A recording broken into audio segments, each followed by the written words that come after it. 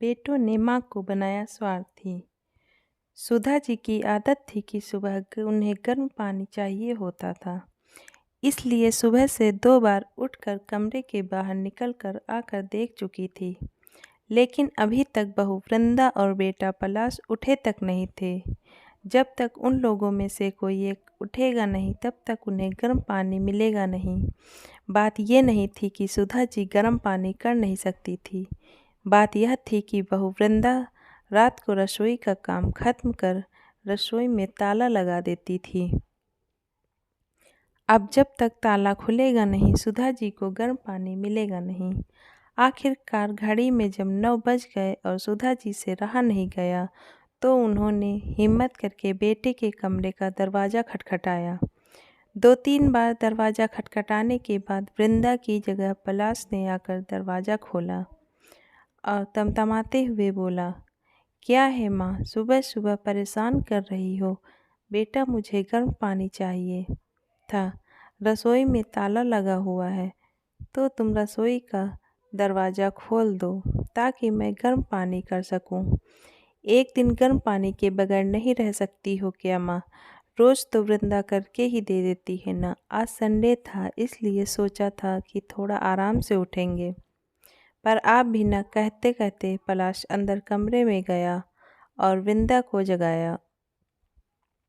वृंदा भी तिलमिलाते हुए उठी और चाबी लाकर सुधा जी के हाथ में रख दी।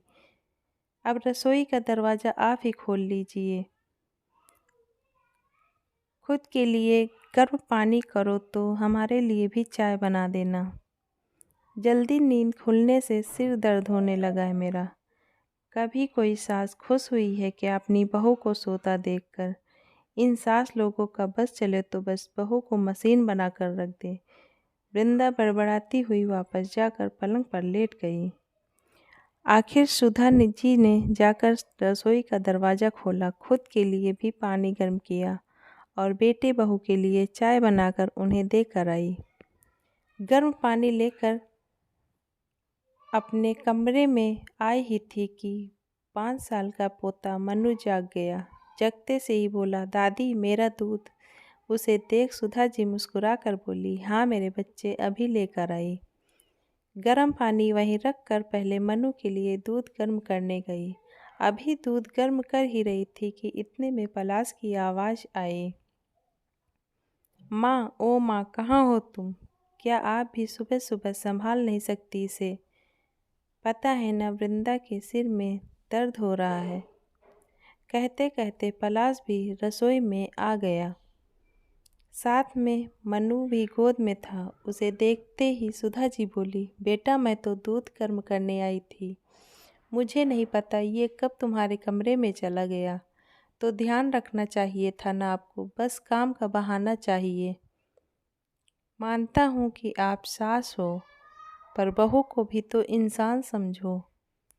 वही है जो आपकी जिम्मेदारी निभा रही है, नहीं तो दूसरे बेटे बहू ने तो आपको रखने से ही मना कर दिया था। मनु को सुधा जी के पास छोड़कर ही पलाश वापस अपने कमरे में चला गया। सुधा जी देखती रह गई, आंखों में आंसू आ गए। मन ही मन सोचने लगी कि मैं कुछ न करने पर भी बदनाम हो रही हूँ। ऐसी कौन सी जिम्मेदारी उठा ली इन लोगों ने मेरी, जो इतना सुना जाते हैं। ऐसा सोचकर अपने आंसू पोंछे और मनु और उसका दूध लेकर कमरे में आ गई। नाश्ते के समय पलाश ने वृंदा से कहा, तुम्हारी तबीयत ठीक नहीं है तो मैं माँ से कहकर नाश्ता बनवा लेता हूँ ताकि तुम आराम कर सको। रहने दो, उनसे कुछ मत कहना, मैं नाश्ता खुद ही बना लूँगी। अरे पर तुम्हारी तबीयत ठीक नहीं है। नहीं नहीं, मैं खुद ही नाश्ता बना लूँगी। उनका क्या भरोसा कौन सा सामान उठाकर अपने दूसरे बेटे बहू को देकर आ जाएं। अक्सर रसोई से सामान कम हो जाता है। मुझे तो पूरा यकीन है माँ जी ही सामान की हेराफेरी करती हैं और अपने उन बेटे बहू को देकर आ जाती हैं और जाकर रसोई में नाश्ता तैयार करने लगी। वृंदा को रसोई में नाश्ता तैयार करते देखकर पलाश गुस्से में आकर सुधा जी से बोला, देख लो ये सब आपके कारण है। उसकी तबीयत खराब है फिर भी नाश्ता तैयार कर रही है। आपकी इन्हीं हरकतों के कारण परेशान हो चुके हैं हम। पता नहीं भगवान भी हमें चैन से कब रहने देगा। सुधा जी की उसकी बात सुनकर हैरान रह गई। सुनकर अपने कमरे में चुपचाप शांतिपूर्वक बैठ गई। आंखों से झरझर आंसू बहे जा रहे थे। क्या इसी दिन के लिए इन बेटों को जन्म दिया था? जब शादी के 7 साल बाद मंदिर मंदिर माथा टेकने के बाद 2 जुड़वा बेटे हुए तो कितने खुश हुए थे। घर में सब लोग, यार दोस्त रिश्तेदार, सब लोगों ने कितनी बधाइयाँ दी थीं। सासू माँ तो बलैया लिए जा रही थी, अरे दो बेटों की माँ बनी है, बुढ़ापे में बैठकर राज करेगी राज। कुछ साल बाद जब पति का देहांत हो गया तब भी सुधा जी ने हिम्मत करके अपने दोनों बेटे पलाश और सुहास को संभाला। कितनी परेशानी झेल कर भी इन लोगों को पढ़ाया लिखाया, इतना बड़ा किया, दोनों की शादी कराई। पर उसके बाद सब कुछ बदल गया। दोनों बहुओं की आपस में बनी नहीं, इस कारण बेटों में भी झगड़े होने लगे। आखिरकार दोनों बेटे अलग हो गए। सुधा जी के पति ने 2 मंजिला मकान बनवाया था। उसी में ऊपरी मंजिल पर सुहास अपने पत्नी के साथ रहने लगा और नीचे वाले फ्लोर पर पलाश अपनी पत्नी और सुधा जी के साथ रहने लगा। सुधा जी को रखने को लेकर भी दोनों भाइयों में बहस हुई थी। सुहास ने साफ मना कर दिया कि वो माँ को अपने पास नहीं रखेगा, तो पलाश को अपने पास सुधा जी को रखना पड़ा। सच कहें तो उस समय की बधाइयाँ आज कानों में चुभ रही थी। थोड़ी देर बाद पलाश कमरे में आया और पोहे की प्लेट सुधा जी के सामने टेबल पर रखते हुए, या यूं कहें पटकते हुए बोला, लो नाश्ता कर लो, आखिर एक बहू को ही परेशान करते जाओ, दूसरी से कोई लेना देना ही नहीं। सुधा जी को पलाश की बात बहुत बुरी लग रही थी। उन्हें ऐसा लग रहा था जैसे पोहे की प्लेट उन्हें चिढ़ा रही है। ऐसा खाना भी किस काम का जो तिरस्कार करके दिया जाए। आखिर सुधा जी ने उस नाश्ते की प्लेट को हाथ भी नहीं लगाया। आखिरकार सुधा जी ने काफ़ी सोचा और सोच समझकर वो एक निर्णय पर पहुंची।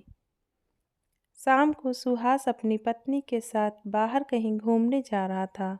पलाश और वृंदा भी बाहर खड़े हुए थे कि तभी एक प्रॉपर्टी ब्रोकर उनके घर पर आया।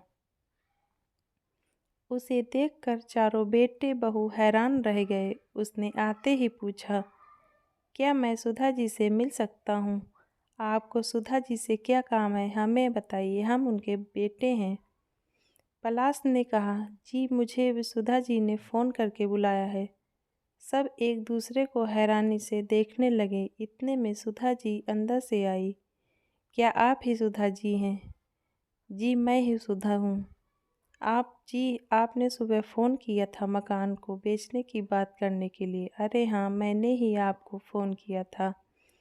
इससे पहले सुधा जी आगे कुछ कहती, पलाश बोला, कौन सा मकान बेच रही हो?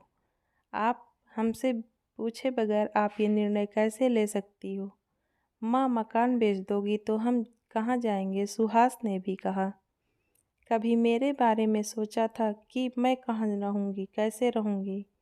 सुनाने में तो तुम लोग तो मुझे कोई कसर नहीं छोड़ते हो। मकान तो मेरे पति का बनाया हुआ है, मेरे नाम पर है, फिर किस हक से मकान में हिस्सा मांग रहे हो? पर माँ जी, समस्या क्या है? मकान को बेच दोगी तो आप उन पैसों का करोगी क्या?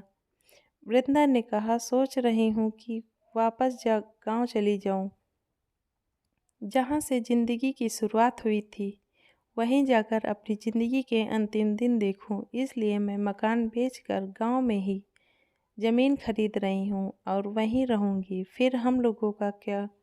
छोटी बहू ने कहा, मुझे नहीं पता, तुम लोगों के तो हाथ पैर चलते हैं और उससे भी तेज जबान चलती है। अपने आप कमाओ और प्रॉपर्टी बनाओ, बाकी मुझे नहीं पता। माँ, तुम इतनी स्वार्थी कैसे हो सकती हो?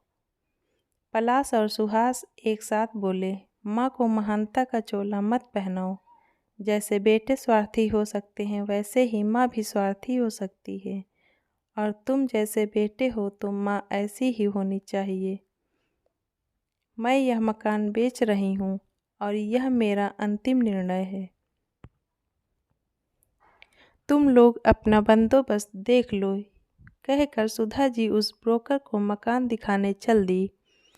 1 महीने बाद वो मकान बिक गया और सुधा जी गांव में एक मकान लेकर वहीं रहने लगी। फ्री टाइम वहां बच्चों को पढ़ाती थी और गांव के शांत वातावरण में अपनी ज़िंदगी जीती थी। धन्यवाद।